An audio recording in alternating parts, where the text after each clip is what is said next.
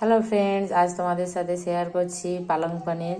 এ দেখো, পালং পনির বানানোর জন্য আমি পালং শাকটাকে ভালো করে ধুয়ে সিদ্ধ করে নিয়েছিলাম। সিদ্ধ করার পর ঠান্ডা জলে কিছুক্ষণ ডুবিয়ে রাখার পর এই যে বাটির মধ্যে নিয়েছি। এবার ওটা গ্রাইন্ডারে আমি পেস্ট করব। আর নিয়েছি 200 গ্রাম মতো পনির। পনিরটাকে আমি ভালো করে ভেজে নিয়েছি, ভালো করে না, হালকা করে ভেজেছি। ভেজে আমি গরম জলের সাথে নুন মিশিয়ে কিছুক্ষণ ডুবিয়ে রেখেছিলাম। তারপরে যে তুলে বাটির মধ্যে রেখেছি। আর নিয়েছি একটা বড় সাইজের পেঁয়াজ কুচিয়ে নিয়েছি। আর নিয়েছি আদা, রসুন আর কাঁচা লঙ্কা, এটা বাটনা হিসেবে ব্যবহার করব পেস্ট। আর এই যে তোমরা দেখতে পাচ্ছ জিরে, দারচিনি আর এলাচ আর একটা শুকনো লঙ্কা, এটা আমি ফোড়নে দেব। আর গুঁড়ো মশলাটা এখানে এখনো নিইনি, এবার নেব। জিরে গুঁড়ো নেব, ধনে গুঁড়ো আর গরম মশলা গুঁড়ো, এটা গুঁড়ো মশলা হিসেবে ব্যবহার করবো। ঠিক আছে ফ্রেন্ডস, তুমি দেখতে থাকো আমি কীরকমভাবে রান্নাটা করি। দেখো, আমি এই পনির ভাজা তেলের মধ্যে এবার গোটা যে গরম মশলাগুলো দেখলাম, ওই গরম মশলাগুলো, গোটা গরম মশলা এর মধ্যে এবার দিয়ে, এই গরম মশলা আমার ভাজা হয়ে গেছে। এবার ওর মধ্যে আমি কুচানো পেঁয়াজগুলো দিয়েছি।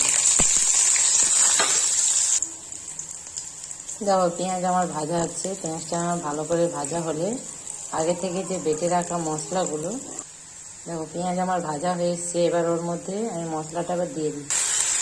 মশলা দিয়ে দিয়েছি, এর মধ্যে গুঁড়ো মশলাগুলো দিয়ে দিয়েছি, হলুদ গুঁড়ো, জিরে গুঁড়ো আর ধনে গুঁড়ো। এবার ভালো করে এটা কষিয়ে নিয়ে বেটে রাখা পালং শাকটাকে দিয়ে, মশলা আমার ভালো করে কষানো হয়ে গেছে। তার উপর আমি পালং শাকটা যে বেটে রেখেছিলাম সেটাও আমি দিয়ে দিই। পালং শাকটাকে একটু ভালো করে এবার নাড়িয়ে চাড়িয়ে এবার ভেজে রাখা পনিরগুলোকে ওর মধ্যে দিয়ে দেবো। এবার এর মধ্যে আমি পনিরগুলোকে দিয়ে দেবো। পনিরগুলোকে দিয়ে ভালো করে নাড়িয়ে চাড়িয়ে নেব। এটা আমার হয়ে এসেছে। এবার এর মধ্যে আমি নিয়ে দেবো স্বাদ মতো পরিমাণ চিনি। আমি স্বাদ মতো পরিমাণ চিনি দিয়ে দিলাম।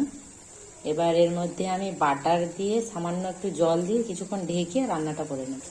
রান্নাটা আমার হয়ে এসেছে। এবার ওর মধ্যে এই বাটারটা একটু দিয়ে কিছুক্ষণ ঢাকা দিয়ে রান্না করে নিয়ে আমার কড়াই পালং পনির রেডি হয়ে যাবে। আমার রেডি হয়ে গেছে পালং পনির।